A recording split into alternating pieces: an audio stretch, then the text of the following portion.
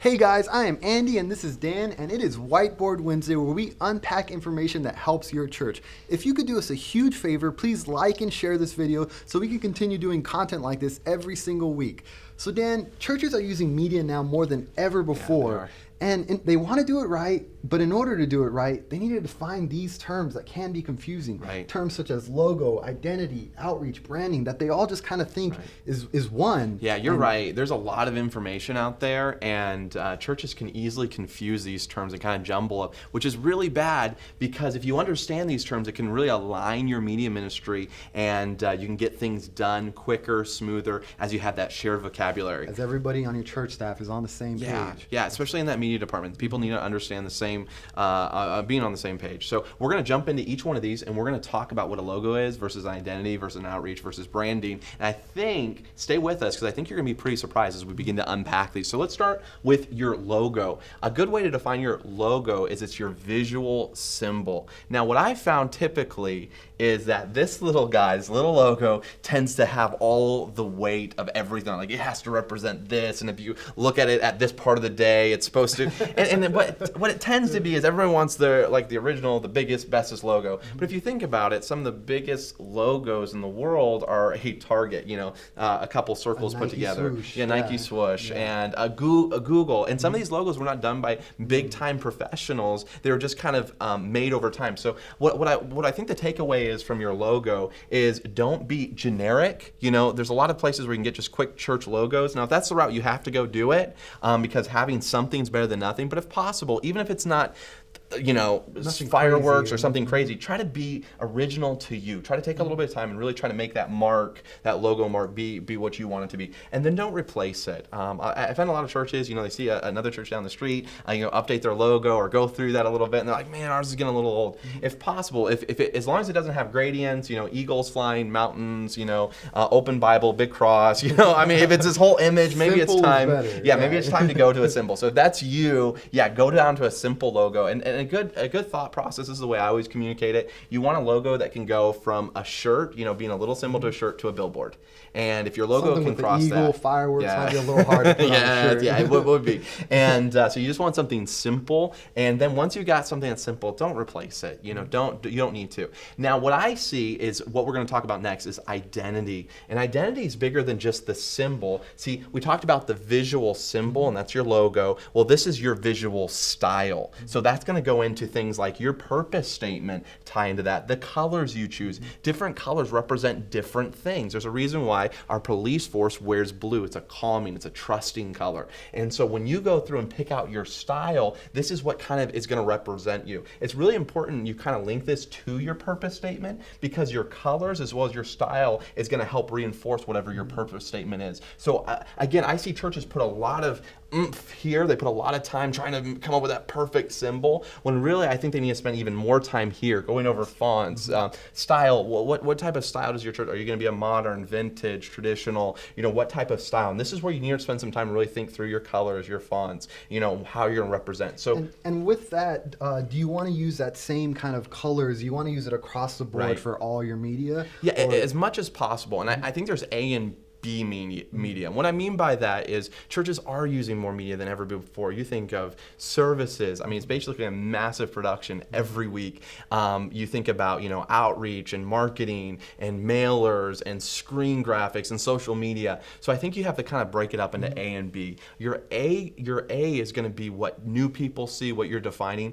B graphics are just ones that, let's put it in a different. An A graphic is something that's going to be out there maybe long term. It's going to be seen by a lot of new people for the first time. A B graphic is for someone who's already attending your church. So again, I don't know that every single screen that goes up on your projector needs to have your colors or have this, or every single banner in your church lobby has to match this. I think again, if that banner is going to be up for a week, or if that screen is going to be on I don't think you have to be as stringent on this. I think you're putting a lot of weight on a media department. But again, if something's going to be seen by someone for the first time, or something's going to be up, maybe you're going to put some purpose statement banners up in your lobby, or posters up in your lobby. Yeah, I would definitely use those fonts, use those colors, use the style, and try to reinforce that.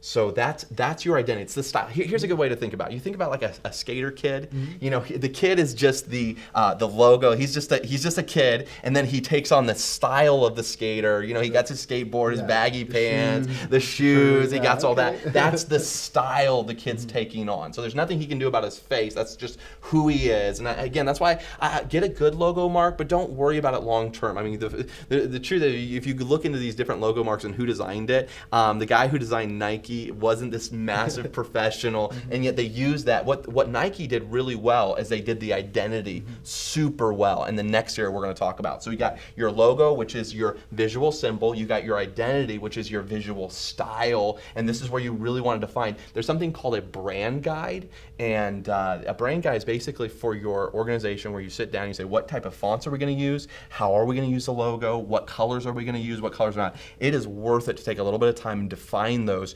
for your organization. And define those exact colors. So I know you can have several blues, and it's just, you don't want to use a dark blue when yours is a lighter shade of blue, or things or like throwing that. in fonts. There's this font called Zapfino. It deserves to be done. I don't know who came up with Zapfino, the font, but it's the worst font Papyrus. ever. But the next thing you know is, and watch, there's somebody who's like, we use that on our church logo. We love Zapfino. I'm sorry. I'm sorry I offended you. But you don't want to. You have this cool like logo mark, and you're using this awesome font, and then you see a church secretary is like, I like Zapfino, and like I'm going to put that out in your next stuff. So we've talked about logo identity. Now we're going to talk about outreach, or also known as marketing. And this is everything that you're going to put out. These are those A graphics we were talking about. So yes, you're going to want to make sure you cover the same amount of information. You want to make sure your colors get pushed on that. So if you're doing a mailing, your church website, anything that's going to be pushed out into your community, you want to make sure it represents your identity. So when it comes into this, here's some thoughts. It's your website, it's mailers, and it's your special days. What are you representing? Okay,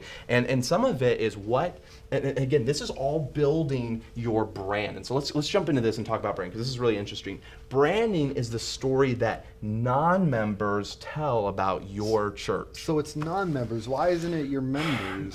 Here's why it is. I mean, think about like your home. Like people inside the organization or the church don't tend to always see the flaws in it. Just like when you walk into your house, you don't smell anything different. But if you were to, walk into somebody else's house and sniff the air, you might be like, oh, they have cats, big cat people. So your non-members are gonna be the best at telling what your brand is. So, and that's tough, because I know one of the things that I love about our church is our pastor got up a couple years ago and asked the question, if our church closed our doors, what would happen? Would anybody else besides the members care about that outside this church? And that says a lot. What are the people in your community? What's the grocery clerk? What's the bank teller? What's the the working mom? What do they say about your church? Because that really is your brand. But getting something like this, I mean, how do you get something like that? I mean, how do you get what others think about your church who don't go there? Yeah, how do you find that out? There's a couple different ways. You do want to know what your church members think about. So surveys are a good way. Don't ignore a good survey.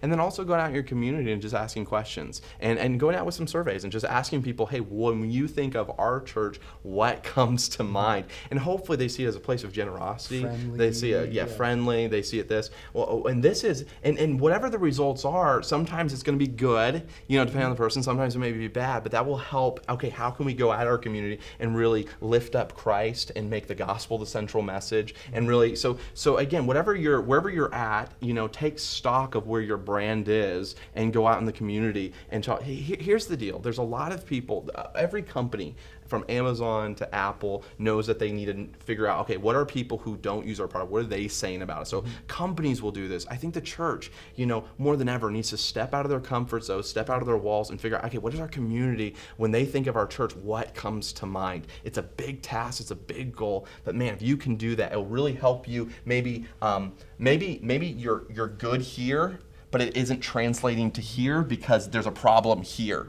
So you've got your purpose statement down, you've got your colors, you've got your style, you've got why we exist. And obviously it's to lift up Christ, it's to make a difference in your community. But the way you're going about this isn't leading to the non-member. So this is really neat. When you figure out your visual symbol, again, I tend to put, make sure it looks good, make sure it's simple, and then get it done. The truth is, here's at the end of the day, you're probably not gonna love this. Okay, it's kind of, you're gonna love it because it's yours. Kind of like my little kid. Like I have 3 kids. They weren't the most beautiful kids right when they were born, but they were mine, and I loved them, and I love them to death. And that's where you kind of have to come to your logo. It's yours, and it will grow over time. You'll like it more and more as time goes by. So don't focus too much on not liking don't worry it. about that. But make sure you're really clear here. Make sure you know what you're trying to communicate here. Go over this. Spend some time. Work. Maybe it would be good. Again, you could have somebody else. You could have a designer or a design firm do a brand identity guide, but you need to go through the exercise of saying,